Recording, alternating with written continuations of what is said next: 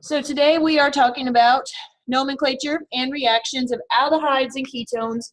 And again, for students watching this online, I want to make the distinction that this is elementary organic chem and not organic 1 or organic 2, because the level of depth that you'll talk about these things in organic 1 and organic 2 is different than the way we'll talk about them as elementary organic students. So just keep that in mind if you're an online student picking your video. So we've talked about the carbonyl before. The carbonyl is a C double bonded to O, right? We've called this, we've talked about this when we talked about intermolecular forces, the carbonyl carbon.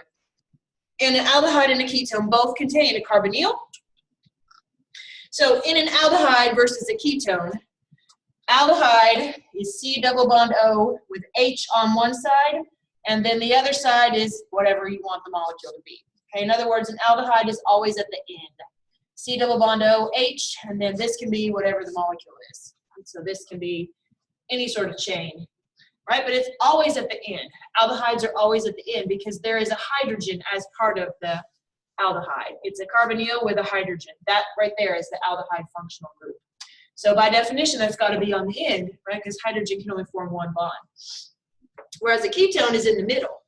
It's just a carbonyl stuck in between two other things. So aldehyde, always on the end, ketone, always on the interior. And that's how we distinguish them. Right, so this is what I just said. Aldehyde must always be on the end, right, because that hydrogen is part of the functional group, whereas in the ketone, it's just the carbonyl carbon, which means the ketone is always on the interior, aldehyde is always on the exterior. Do we see the difference between how do we ID an aldehyde versus how we ID a ketone? Ketone is just the carbonyl, and then this can be anything. Aldehyde, it's C double bond O H, and the H is part of that functional group. There's only one R. All right, so when we're writing out the name, like a formula, a lot of times you'll see it written like this. So if you're doing your homework and the problem says draw this molecule, and then you might say CH3, CH2, CH2, CH2, CHO, right? That is an aldehyde. You know, we always put alcohols as OH, right? But we're going to put aldehydes as HO. Okay, so that's a distinguished, so we can distinguish them from alcohols. Right, so if you had a homework question that said, okay, draw this, that would be translated into this, right? CHO, CH double bond O. And then in the ketone, it would just be CO, right? Because they're saying that's a C double bond O. So if you had a problem like this on your homework, draw the structure of this molecule, giving it to you in a linear form, right? That would be how you would translate that. So there can't ever be a hydrogen on that because then it's something else. Right. Well, if there were a hydrogen here, it'd be the end of the chain. Oh. Because hydrogen can only form one bond. Yeah. So aldehydes always have to be at the end. So you never have an aldehyde in the interior because that'd be the end of the chain. Right? And you couldn't have a hydrogen here because that'd give a carbon with 5 bonds. All right, so when we name aldehydes, the suffix becomes al, okay, al, and then the aldehyde carbon, in other words, the carbonyl, is always going to be carbon number 1, right, because that's on the end. So the functional group, remember we're only naming molecules with one functional group in this class, the functional group is going to get priority. Since the aldehyde's always on the end, there's only one place that number 1 could be, right? And then when you're listing out the name, you put your substituents first, so 4-chloro, right? And then number in reference to, obviously, the N that's carbon number 1, right? So if we did butanal and 3,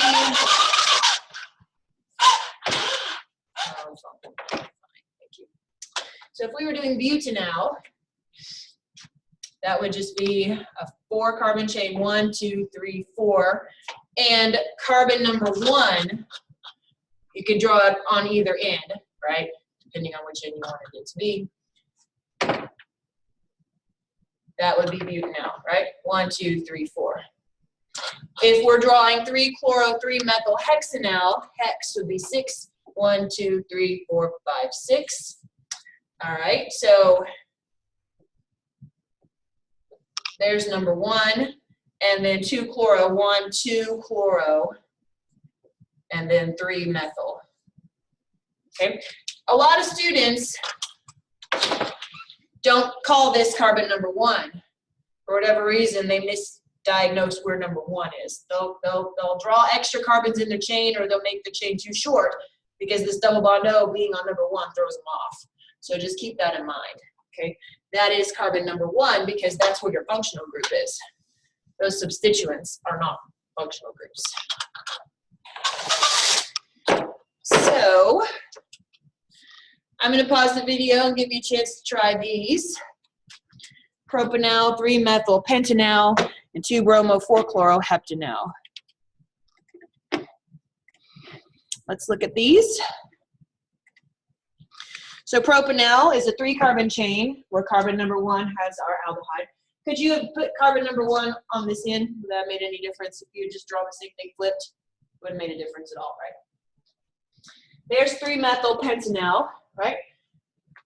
1, 2, 3, 4, 5. Again, a lot of students, for some reason, they want to add extra carbons to their chain or make their chain too short. Something about having an oxygen on carbon number 1 just throws students off. So be careful about that, right? This is the carbon where the carbonyl begins, so it's carbon 1, and we're numbering in reference to it. And then 2-bromo, 4-chloro, right? Started on this side. 1, 2, 3, 4, 5, 6, 7. Right? Again, the carbonyl carbon is where carbon number 1 is. Don't count this oxygen as a carbon, right? That's not a carbon. This is the actual carbon. Maybe that's what it is. It just kind of blends into the zigzag. I'm not sure what it is. Something about aldehydes. Students stick extra carbons in their chain or they make them too short. All right, I'm going to pause the video and let you try naming these. And we'll go over them. All right, let's do some naming. Did I turn the recording back on? Okay. Just making sure. So when we name, choosing number 1 in an aldehyde is easy, right? Because that's carbon number 1 right here. So 1, 2, 3, 4, 5. All right. So what do we have? We have 2 bromos and 2 chloros. So what comes first?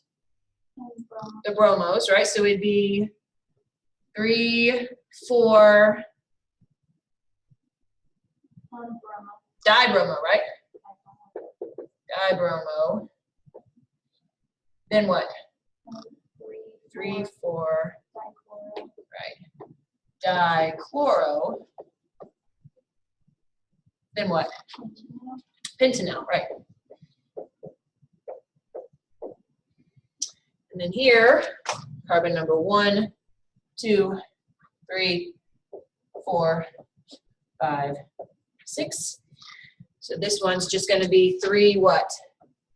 Ethyl. 3 ethyl hexanal, right? 6 carbon chain. You feel good about naming? Feel good about drawing? So aldehydes are easier for some purposes just because there's no question about where number 1 is, right? You don't have to be counting out which way should I go, right? So long as your longest chain includes the aldehyde carbon, there's no ambiguity in picking carbon number 1. All right, I'm going to pause the recording and let you see if you can figure out what benzaldehyde would look like. So if we think about the name, benz, what's that going to tell us? It's a benzene ring. And how could you have an aldehyde in a benzene? It'd have to be coming off one of the carbons, right? Because if you had a double bond O in the ring, right, you couldn't have that. That wouldn't work. And that is the actual IUPAC name of this molecule. If I said, what's the name of this? I mean, that's the name, it's benzaldehyde. I think that one might even make an appearance in the homework. Because the aldehyde, by definition, is carbonyl with a hydrogen. That is the complete functional group right there. You probably would have forgot the what? That it has to come off. Yep. All right, now you see this in your textbook. This figure comes from your book, common name versus IUPAC name, right? You're probably familiar with the word formaldehyde, but that's not an IUPAC name. That's the common name of methanol. So just so you know, on tests and on homeworks, we're only going to be interested in IUPAC names. We're not going to be worrying about common names, although common names do appear on labels from time to time.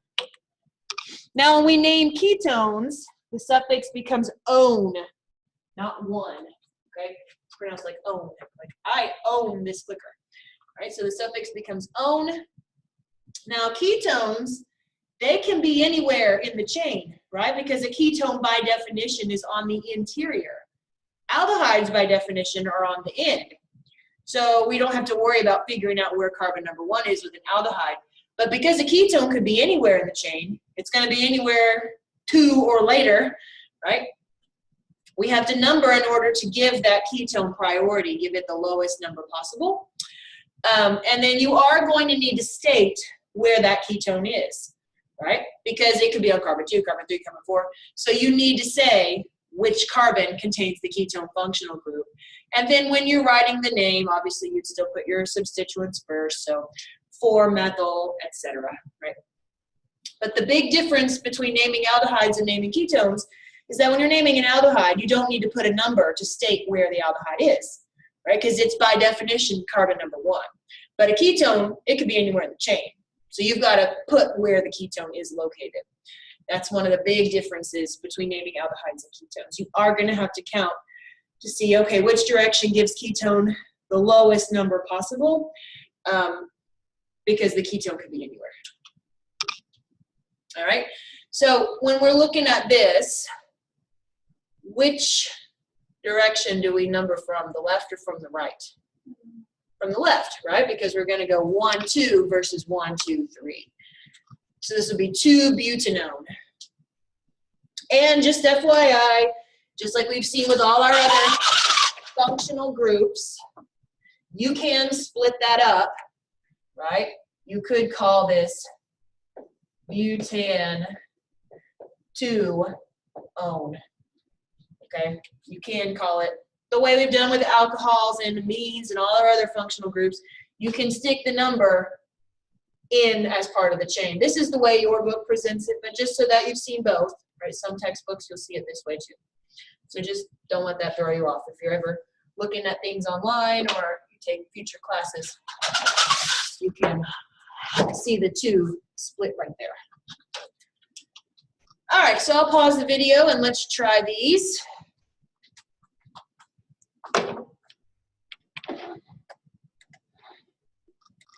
All right, let's go over these. Let's do some drawing. Hept would be a 7-carbon chain, right? 1, 2, 3, 4, 5, 6, 7. 1, 2, 3, 4. 1, 2, 3, 4. So either way, your numbering is going to be the same, right? There we go. Or heptanone, also known as heptan-4-one, right? If you wanted to split it. Hex would be a 6-carbon chain. 1, 2, 3, 4, 5, 6. And so let's just number from the left just for fun. So this is 2-hex. And then 3-methyl. And then can you have a ketone in a ring? That be possible? Is there any reason why this carbon couldn't be attached to, say, this carbon? Right? You could have a ketone in a ring. You can't have an aldehyde in a ring unless it's sticking off, right? Like in benzaldehyde. But you can have a ketone in a ring. So this is a pentanone, cyclopentanone. So that's a 5-membered ring. And the functional group's carbon number 1. Right? So we're going to number in reference to it. And then 2-bromo. Is this violating any of our bonding rules to have? No, it's not, right? Because a ketone just has to be on the interior. There are no rules stating that the 2 carbons can't be part of a ring. They just have to be, has to be a secondary carbon. Now, could you have an aldehyde in a ring? No, you couldn't, right? An aldehyde, if we wanted to add an aldehyde to this, it would have to have coming off, right? Because of the H. Yeah. But a ketone can be part of the ring. Make sense? Now you don't need to put the 1. You don't need to say 2-bromo-1-cyclopentanone because the functional group is carbon number 1. Now obviously if you had more than one functional group in the molecule, then you would designate where things are. But we're in elementary organic, we're only dealing with molecules with one functional group at a time.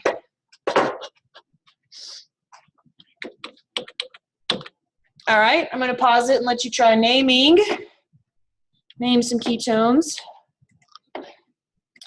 Okay, let's go over the names we came up with here.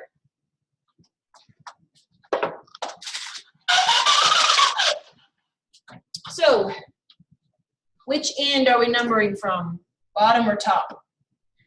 1, 2, 3, 4, 5. 1, 2, 3, 4, 5. There is a correct answer. The bottom, right? Because if we number it either way, it gets us to the ketone on number 5. But why is this the only answer that makes sense? Right. So we want to give the smallest substituents. If both ways get us to 5 here, we want to pick so that our substituents get the lowest numbers. Good. So we'd go 1, 2, 3, 4, 5, 6, 7, 8, 9. So the name of this one would be what? 2, 3, 5, 4. Pentanol. Don't forget 5 pentanol, right? Or you could call it 2,3-dichloropentane 5-al, right? Pentanol. Oh, sorry, not al. Own. Thank you. Pentane. Own. It's ketone. Good call. You're not going to have an aldehyde on number 5. That wouldn't make sense. All right, which way are we numbering? From the left or from the right? From the left, right? So 1, 2, 3, 4, 5, 6, 7, 8. So we've got methyl groups, right? So this would be what? 2,5-dimethyl. 3 octanol. Mm-hmm. Good. 2,5-dimethyl, 3-octanone. Good. Do we feel good about naming ketones? Could you have like 2 ketones? Yes, it would be called a dione. So if you had, and you could have 2 aldehydes too, it would be called a dial. So if you had this, let's see, that's still carbon number 6. So if you had 2 ketones, the name would still be 2,5-dimethyl. I guess I didn't need to erase that part. 2,5-dimethyl. And then it would be 3,6. And then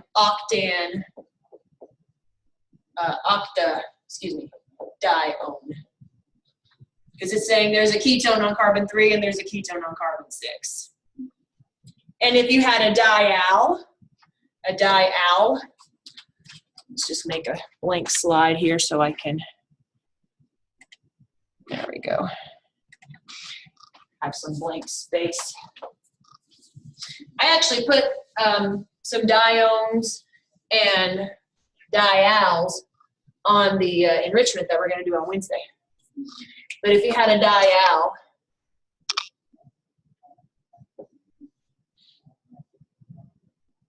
make it sticking down the same direction, right?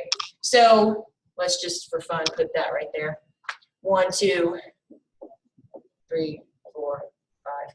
So this would be 2-methyl, and then you've got 2 aldehydes, right? So 1,5-dial. Looks funny because you see dial, you think like, you know, a dial, but that's dial. And I put a couple of those just for practice on the enrichment. You don't have to say that one like a pen by. Oh, yes. Did I forget the Pinta? Yeah, I forgot the Pinta. 1, 2, 3, 4, 5. So yeah, I had this, didn't I? So that would be 2-methyl 1,5-pentadiol. Yes. I left off the penta part, didn't I? The pentadiol. And these can only ever have 2. I'm only going to give you 2 because, yeah, you can only have 2. That only option you can have. A trione would be 3 ketones. But yeah, you can only have 2 aldehydes. That's the only way you could because aldehydes have to be on the end. Unless it was like a Unless it was in a ring, right, which I won't give you one like that. That's as nasty as those would get. But yes, if you had a trione, so you could have this, make it a little bit longer. 1, 2, 3, 4, 5, 6, 7. This would be 2, 4, 6 heptatrione. Because you could have as many ketones as you want.